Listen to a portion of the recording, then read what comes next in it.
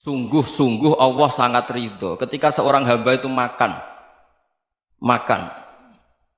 makan ketika sesuap nasi dia muji Allah, ketika minum seteguk nasi dia muji Allah. Itu kalau orang diridhoni Allah itu wali betul. Itu untuk jadi wali itu gampang. Kamu makan ridho, kamu ninjak buminya Allah ridho seneng, kamu hidup keseharian aman seneng. Nah ini supaya sampean kita semua ngaji betapa panduan Rasulullah untuk menggapai ridho Allah itu banyak yang keseharian sekali. Saking kesehariannya banyak dalam hadis dan itu sahih. Nabi menyebut hal-hal yang keseharian. Hatta ma tas'alu fi imra'atika, kamu punya uang kemudian istri kamu bisa makan itu ibadah. Bahkan sebagian ibadah itu dicontohkan Nabi yang akhirnya diprotes sahabat. Yaitu wa fi buti ahadikum sedekah, kamu menggauli istri kamu itu ya sedekah. Sampai sahabat bilang yang benar ya Rasulullah. Ayati ahaduna syahwatahu wa huwa lahu ajrun. Masa urusan biologis, urusan syahwat kemudian dia dapat pahala. Nabi menjawab, alaysa lawada'aha fi haramin akana alaihi wisrun. Bagaimana kalau dia meletakkan ke yang tidak benar itu kan dosa. Nah, hal-hal seperti ini yang saya ingin teman-teman semua. Saya juga agak ingin ngaji demi Anda juga agak ingin. Itu dosa sekali ngaji kok pesanan kelompok tertentu itu enggak boleh.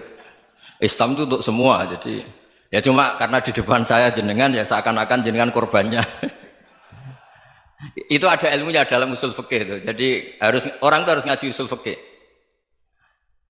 Nama yang disebut, mungkin Mas Sufyan masih ingat zaman ngaji usul fikih. Nama yang disebut itu tidak jaminan sebagai prioritas perintah. Jadi misalnya gini, kebetulan yang di depan Nabi itu Abu Dzar. Nabi ya bilang, ya Aba Dzarin ini uhibbuka misalnya, atau ya Mu'ad ini uhibbuka, atau ya Aba Hurairah ini uhibbuka misalnya. Banyaklah riwayat yang Nabi nyebut ya Aba Dzarin, ya Mu'ad, ya Aba Hurairah.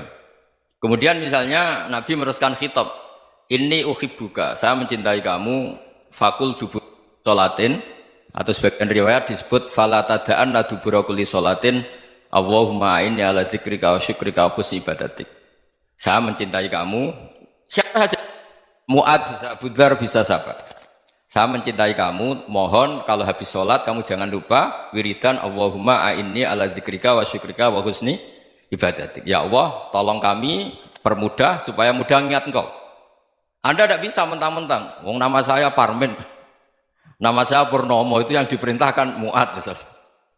Jadi yang disebut satu, tapi khitab itu untuk siapa saja. Saya teruskan. Jadi saya mohon semua kita melakukan kebaikan itu kalau dalam kaidah fikih disebut al yakin la yuzalu bisyak. Banyak kebaikan yang kebenarannya itu 100%. Tidak punya efek samping ke pihak lain, ke kelompok lain, ke komunitas lain. Yaitu tadi misalnya Anda makan dan itu murah sekali, hanya butuh satu piring. Setiap punyaan kamu muji Allah, setiap minum kamu muji Allah. Itu redaksinya Rasulullah SAW disebut Allah sangat ridho ketika seorang hamba makan, kemudian dia memuji Allah. Atau minum, kemudian dia muji Allah. Logikanya gampang, negara seperti ini yang kamu harapkan bentuknya kayak apa, mertua, ipar, komunitas, tetangga. Itu nyata terjadi, itu kan belum pasti. Sementara yang mesti terjadi adalah kamu butuh makan, kalau tidak mati. Butuh minum, kalau tidak mati. Butuh bumi yang nyaman ditempati, kalau tidak kita juga mati. Sebab itu Allah kalau menyebut nikmatnya itu hal-hal yang keseharian. Alladzi at'amahum min ju'. Allah itu siapa? Allah itu yang menciptakan kamu bisa makan. Tidak berlebihan. Allah itu yang menciptakan kondisi sosial itu ideal. Zaman Nabi itu ya ada orang munafik. Orang-orang pilihan Allah itu juga diuji orang sekelilingnya yang macam-macam. Semua diuji sesuai konteks zaman dan waktu. Nah, tapi ada ibadah-ibadah yang selalu disarankan Nabi. Sampai Nabi itu pernah ditanya, ayul islami khairun ya Rasulullah, Islam terbaik itu gimana? Jawaban Nabi itu unik. It'amut to'am. Islam terbaik itu ya makan-makan, santai-santai. Ketika Allah menyebut beberapa kebaikan, falak tahamal aqobah wa ma adrokan apa? Mal aqobah. Terusannya apa? Fakku raqobah. Terusannya apa? Au it'amun fi yaumin di masubah. Ya, atau acara makan-makan itu juga Islam. Kenapa? Ya bayangkan kalau tidak ada makanan, kita mati kan? Kondisi sosial tidak ideal itu Anda masih gak apa-apa. Tapi kalau Anda tidak makan, Anda tidak minum, Kamu punya istri cerewet masih bisa hidup, punya mertua cerewet masih bisa hidup. Tapi kalau tidak makan bisa mati. Berarti penting mana istri sama makan? Penting mana? Makan. Semoga istri Anda dengar. Nanti kamu disuruh makan tapi pulang deh. Itu kalau dibahasakan makan masih memahami. Penting mana nasi satu piring dengan istri. Nggak ada nasi mati, nggak ada istri belum mati. Penting mana? Gak berani jawab kan? Nah, ternyata Anda ada garang kan di depan istri. Jadi saya mohonlah, mungkin Mas Sufyan Sauri tadi yang bisa bantu lah. Teman-teman tuh ngaji yang keseharian saja. Karena kita nyari ridha Allah itu berdasar firman Allah. Dan firman Allah itu menyebut keseharian tuh riang, gampang. Yaitu tadi misalnya wa min ayatihi manamukum billaili wan nahar. Termasuk ayat-ayat Allah itu kamu tidur. Maka dulu itu ada guyonan, ada tokoh Mu'tazilah, kelompok dalam Islam yang berpikir manusia itu bisa menentukan ikhtiarnya sendiri. Karena saya bisa duduk, ingin berdiri, berdiri. Karena kelompok ini nggak terima kalau semua kehendak Allah, nanti bagaimana kalau semua kehendak Allah kok ada hisab ya, ada sanksi. Lucunya itu, dia akhirnya, ini cerita ya, mencintai seorang perempuan, cantik sekali. Dan itu dia menjadi ahli sunnah itu oleh hal-hal yang sepele. Karena istrinya cantik, ya namanya suami istri itu hubungan intim. Terus ditanya, Mas, masih ingin lagi? Masih. Silahkan diulang lagi. Wah ya tidak bisa. Katanya manusia bisa menentukan yang diinginkan. Itu tobat itu. Itu nggak bisa ditobatkan Mas Sufyan Ats-Tsauri. Orang cantik yang mudah nobatkan orang itu orang cantik. Segampang itu. Akhirnya kita tahu, makanya kalau dalam kitab Hikam itu disebut al-aqil mayyakul madza yaf'alu wa hubi wal ghafil mayyakul madza af'al. Orang yang punya akal karena sadar ini wilayah Allah, semua milik Tuhan. Itu dia tiap hari berpikir, besok Allah akan melakukan apa terhadap dunia ini. Kamu merencanakan suatu mau plesir, ternyata gempa. Mau wisata ke Rusia, ternyata perang. Kamu tidak pernah tahu apa yang akan terjadi besok. Wa ma tadri nafsum madza taksibu ghadan. Tapi anda semua kita ini sering punya jadwal permanen. Makanya saya kalau diundang siapa saja, bisa takdir. Yang jelas Gus ini acara penting. Ya masih acara penting nak pangeran ngersakno piye? Kok ape dadi pangeran? Kamu kok mau jadi Tuhan? Itu kadang ya kiai. Penting Gus acara ini jenengan harus memastikan bisa. Loh kamu itu yang ngajarin tauhid, sesuatu itu biadillah kok bilang-bilang apa pasti. Kalau maksa terus tak tobatkan kamu kata saya. Ya kalau gitu Gus bilang insya Allah. Wah itu hati saya, fisik saya, roh saya sudah bilang insya Allah. Tidak usah kamu latih kata saya. Nah hal-hal tauhid keseharian itu gampang sebetulnya. Wal ghafil yaqulu madza af'al. Tapi orang yang lupa Allah dia setiap hari bilang besok apa? Kita bisa melakukan apa? Seakan-akan dia itu aktor, dia penting, dia subjek permanen, dia. Padahal kita ini hanya objek kehendak Allah Subhanahu wa taala. Karena kita yakin sesuatu yang terjadi di alam raya ini kita tidak bisa apa-apa. Makanya saya sering ngaji, sering bilang saya, ketika Anda mensifati Allah, Dia yang menghidupkan. Sudah itu tanamkan sehingga ketika kita mati santai saja. Kenapa santai?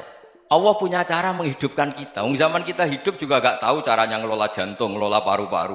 Kamu juga gak tahu ngelola oksigen yang tidak beracun, tidak ngandung polusi. Tahu-tahu hidup. Gak ingin tua ya tahu-tahu tua, gak ingin mati tahu-tahu mati. Selama ini kita hidup juga gak tahu apa sebetulnya. Hanya gaya tok, punya jadwal, punya planning. Kalau kamu bisa menentukan pilihan Anda, pasti Anda istrinya cantik, 4 neriman semua, qanaah semua. Nyatanya enggak kan? Ada 1 jelek, cerewet. Oh itu kan, nyatanya enggak bisa apa-apa Anda kan? Dan kamu bawa mati lagi. Itu kan istri Anda juga gitu, punya keinginan, punya suami yang ganteng, yang jabat, yang neriman, yang enggak poligami. Ya enggak kesampaian juga. Kalau kita ngitung tingkat kegagalan kita itu gagal terus. Ya kan? Nah, terus ingat Allah, madza yaf'alu wa bi. Orang yang punya akal selalu berpikir Allah itu menghendaki apa terhadap saya. Lalu sama-sama orang melihat orang yang serius, itu kata Anda itu pemikir berat, serius, senang punya tokoh yang merengut karena kamu anggap serius. Tapi sebagian orang anggap orang yang serius itu wong merengut, wong masam, wong muka kok ditekuk. Jadi sama Itu hati, ya muqallibal qulub tsabbit qalbi ala dinik. Karena kita nggak tahu cara berpikir kita tentang orang lain, tentang sekeliling kita. Misalnya kita orang baik yang jenis ngrumat fakir miskin. Ada orang bangun masjid mewah itu janggal. Apa artinya masjid mewah kalau banyak orang kelaparan?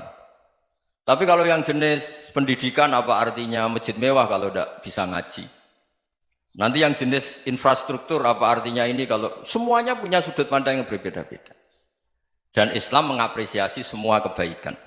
Tapi katakan semua kebaikan itu adalah kehendak Allah Subhanahu wa taala. Karena apapun baik Anda itu pakai fasilitas yang diberikan oleh Allah Subhanahu wa taala. Sehingga ini yang disebut kulillah sumadarhum fi khawdihim yal'abun. Ya kembali tadi ke tema-tema bahwa keseharian Anda ini sudah Islami. Saat Anda tidak bisa melakukan apa saja. Saya sering ada jenazah, biasanya kalau tetangga meninggal saya sering disuruh ngelepas. Saya bilang orang ini baik karena sering ngelamun di rumah, sering nganggur di rumah. Ditanya sama anaknya, kenapa Gus nganggur baik? Ya kalau dia nganggur artinya juga agak berbuat sesuatu yang maksiat kan? Ya kan? Orang nganggur di rumahnya ya tidak bunuh orang, tidak maling, tidak korupsi, ya namanya nganggur di rumah. Lah cuma istri cara pandang nganggur gak menghasilkan uang gitu. Tapi juga gak menghasilkan kriminal kan? Jadi sebenarnya Islam itu makanya kalau sampai ngaji usul fikih itu ada kitab usul fikih namanya Lubul Usul, itu terkenal sekali di pesantren itu. Itu kalau ngapresiasi keseharian itu luar biasa. Izma min mubahin illa wa yatahaqqaqu bihi tarku haramimma. Karena keseharian yang mubah saat Anda lakukan itu ada kehebatan yang luar biasa, yaitu meninggalkan haram. Makanya dulu banyak orang-orang alim ketemu temannya itu guyon sampai semalaman. Itu biasanya yang semangat Islam itu kiai kok tidak tahajud, kiai kok tidak witir. Orang yang sedang mapan uangnya banyak, malam itu tidak kelayaban itu sudah luar biasa. Melawan nafsu supaya tidak maksiat itu sudah luar biasa. Supaya lupa guyon sama temannya semalaman sampai subuh. Gejolak-gejolokan mengenang zaman miskin, zaman kuliah nggak jelas, zaman apa. Melihatnya jangan tarkut tahajud. Seperti ini meninggalkan tahajud, tapi meninggalnya ini talkul muharramat. Jadi kayak apa hebatnya? Sehingga Imam Ghazali punya riwayat yang agak unik. Hatta takuna ibadatu akhiri hadil ummah iku an-naum. Sehingga suatu saat ibadah terbaik umat ini itu tidur. Itu kan riwayat kontroversi. Ketika Imam Ghazali ditanya, kenapa iya? Kenapa kamu mulai keluar dari rumah itu sudah banyak maksiat? Melihat perempuan yang enggak mahram, melihat fenomena. Tapi kalau kamu tidur itu enggak melihat apa-apa. Tapi juga kamu jangan menganggap tidur itu ibadah betul. Saatnya melakukan fardu ain malah masih tidur. Tapi itu sudut pandang yang menjadikan kita Islam itu gampang. Jadi saat Anda tidak bisa aktivitas apa-apa, misalnya ada beberapa orang yang lumpuh. Lumpuh itu memang nggak bisa Jumatan, nggak bisa ibadah, tapi dia juga nggak bisa maksiat. Tidur itu memang Anda saat itu tidak bisa tahajud, tidak bisa witir, tapi saat itu ada zina, ada maling, tidak gosipkan orang, tidak bully orang, tidak menanamkan kebencian, tidak hasud. Sehingga tidur menurut Allah Ta'ala wa min ayatihi manamukum billaili apa? Wan-nahar. Karena di tidur itu selain ada unsur istirahat, jaga kestamina, juga ada unsur meninggalkan beberapa keburukan. Nah saya mohon ibadah yang keseharian ini kita jaga. Supaya kita semua baca ayat itu fasih. Fasih itu tertanam di hati. Allah itu siapa? Alladzi at'amahum min ju'i wa amanahum min khauf. Dan Allah kalau cerita di Quran itu anna sababnal ma'a sabba tsumma syaqqaqnal ardha wa syaqqa fa ambatna fiha habba wa inaba wa qadba wa zaituna wa nakhla wa hadaika hulba. Kamu tahu saya ini siapa kata Allah? Saya ini adalah Tuhan yang menurunkan air. Kemudian ada tanaman banyak. Habba wa inaba wa qadba, ada zaitun, ada tin, kalau orang Jawa mungkin ada tela, ada padi, ada mangga, ada pisang. Sudah. Wa inaba wa zaituna wa nakhla wa hadaika hulba. Ada perkebunan yang lebat. Tujuannya apa? Mata Allahkum, silahkan kamu pakai, kamu nikmati. Tapi karena kadang kita ini punya ide-ide besar. Tadi untuk syukur saja nunggu punya istri riman, rumah baik, tetangga baik, komunitas baik, semuanya baik baru syukur. Lama-lama nanti ada di surga, syukurnya nunggu surga paling kelas A. Itu sudah ada yang menghuni Rasulullah, kamu nggak boleh di situ. Masa untuk syukur saja? Repotnya Masya Allah. Jadi mohonlah Quran yang kalau Anda hafalkan juz sama itu kan ada ayat-ayat yang kayak tadi. Ya, fal yang dzuril insanu ila ta'ami. Coba lihat. Apa yang kamu makan ya? Dari mana? Dan untuk mempertahankan hidup kamu keseharian. Jadi jangan kira ibadah itu harus membentuk komunitas yang versi Anda. Ibadah itu harus yang hal yang mulu-mulu. Kesehariannya Anda alami. Loh ini saya tidak bikin-bikin. Saya ngaji bukan karena berdasar pesanan. Itu ayat yang saya baca kan betul ada ayatnya kan. Fal yang dzuril insanu ila ta'amih anna sobabnal ma'a sobba thumma syaqaqnal ardo syaqqa fa ambasna fiha habba wa inaba wa qadba wa zaituna wa nakhla wa hadaika ghulba. Terusannya apa? Mata'al lakum, silakan kamu nikmati. Mata itu silakan kamu nikmati. Ya kayak sampean dikasih hidangan ya makan.